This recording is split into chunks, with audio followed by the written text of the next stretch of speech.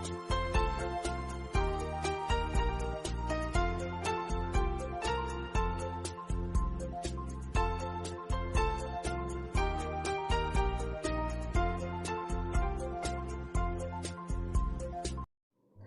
friends, I am Devapriya and today we'll study 5th poem of grade 9 whose title is A Legend of the Northland. This poem is written by Phoebe Carey. This poem is basically a ballad.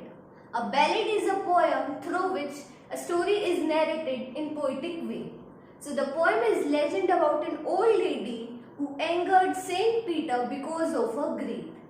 So the story goes on like this. In Northland lived an old, selfish and greedy woman. One day she was baking cakes. Suddenly Saint Peter came to her door and asked her to give a small piece of cake to him as he was very hungry. But the old lady felt like those cakes were too big to give away. So she baked one as thin as wafer. By this Saint Peter got very angry and he cursed her, and as a result she was transformed into a woodpecker who had to bore and bore and bore to get some food and a shelter to live in. So friends, it was the summary of this poem. Now let's get into the poem. So now let's see the rhyme scheme of the poem. And for rhyme scheme, we'll see the last word of every line. First word is Northland. Ending sound is N. So we'll label it by letter A. Next word is few. Ending sound is E. New sound will take next letter, that is B. Next word is winter. Again new sound will take next letter, that is C. Last word of this stanza is through. Here through and few, they are ending with the same sound. So we'll repeat the letter B. Now let's see the rhyme scheme of next stanza. Reindeer. We'll label it by letter A.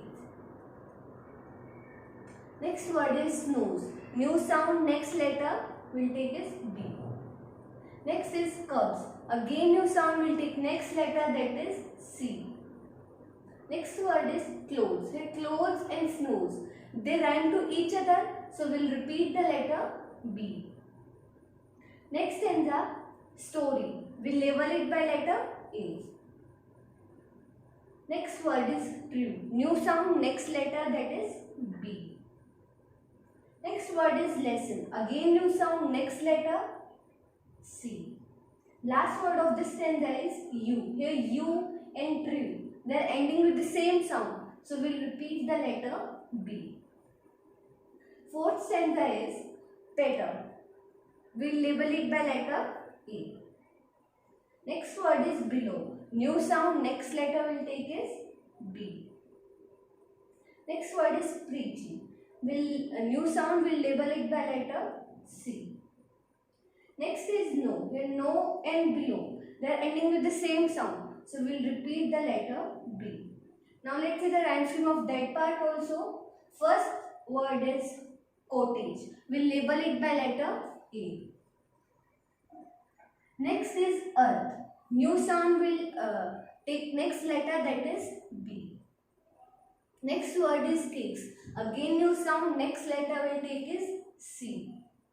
Next is hearth. Hearth and earth, they are ending with the same sound, so we'll repeat the letter B. Sixth stanza is fasting. We'll label it by letter A. Next word is done. New sound next letter will take is B. Next is cakes. Again new sound next letter will take is C. Next is one. The done and one, they are rhyming with each other, so we'll repeat the letter B. Seventh stanza is cake. We'll label it by letter A. Next word is lay. New sound next letter will take is B. Seemed. Again new sound will take next letter and next letter is C. Next is away. Here away and lay, they are rhyming word, so we'll repeat the letter B. Last stanza is another. We'll label it by letter A. Next word is one.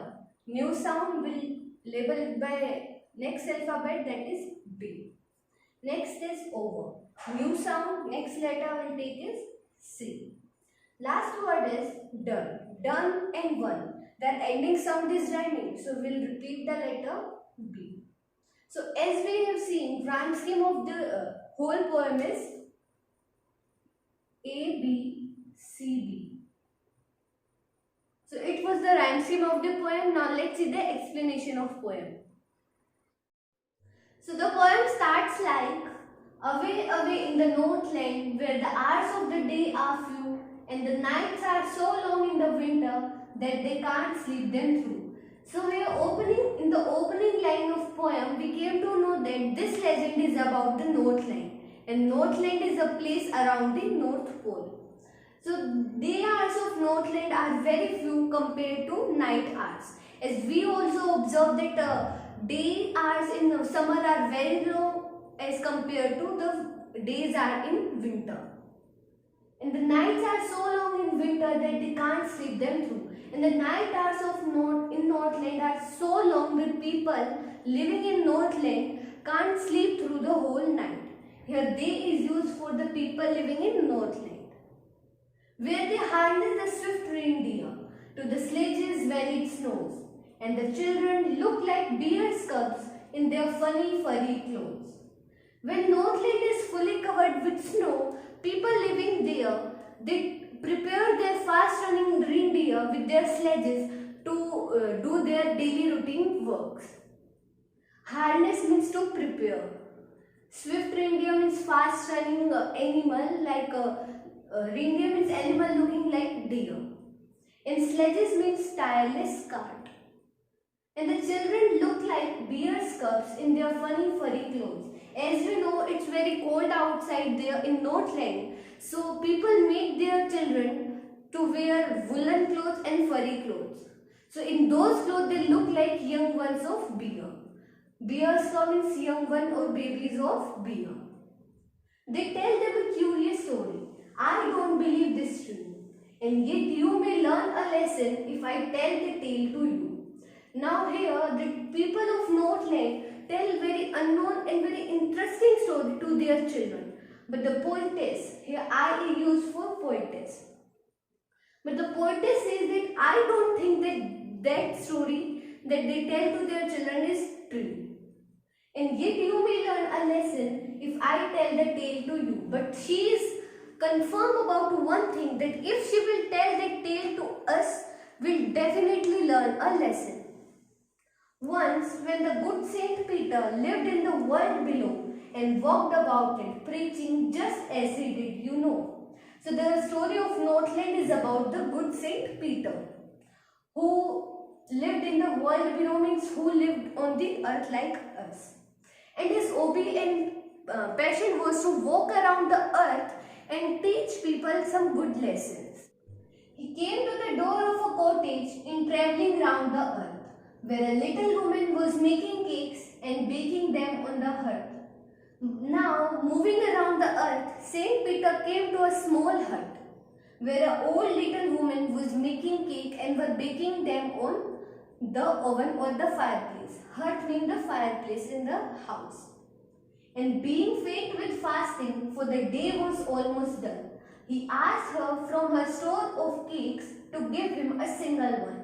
Since morning, Saint Peter was very hungry and he was about to faint by his hunger. So he asked the old woman to give a small cake which she had stored in her home. So she made a very little cake, but as it baking lay, so she looked at it and thought it seemed too large to give away. When Saint Peter said her that please give me a cake which you have stored in your house, rather giving one cake from that stored one, she prepared a small and new one for Saint Peter. But as she was about to bake it, she noticed that cake was too large to give away for free. Therefore, she needed another, and still a smaller one. But it looked, when she turned it over, as large as the first had done. After that, she prepared dough for the next cake. Needed means preparing dough. She prepared dough for the next cake, and now she baked a smaller one as compared to the first one. But again, when she was about to bake it and she turned it over, she noticed that the size of cake was exactly same with the size of the first one cake. So friends, this was the explanation of the half of the poem. Now let's see the poetic devices used in the poem. Moving on to poetic devices, there are three main poetic devices used in the first half of the poem.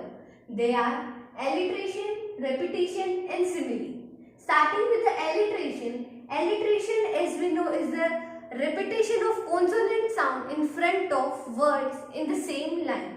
Here examples of alliteration are that they can't sleep them through. Here in these three words that, they and them, the sound is repeated. So they are example of alliteration. Next is to the sledges when it snows. In words sledges and snows, sir sound is repeated. So they are also an example of alliteration. Next example is in their funny furry clothes. Here in words funny and furry, fur sound is repeated. So they are also an example of alliteration. Next one is if I tell the tale to you. In this line the sound t is repeated in these two words. So they are also an example of alliteration.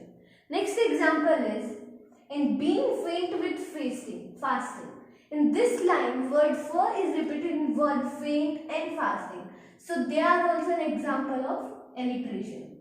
Last is in still a smaller one. In this line in word still in smaller, sir sound is repeated. So they are also an example of alliteration.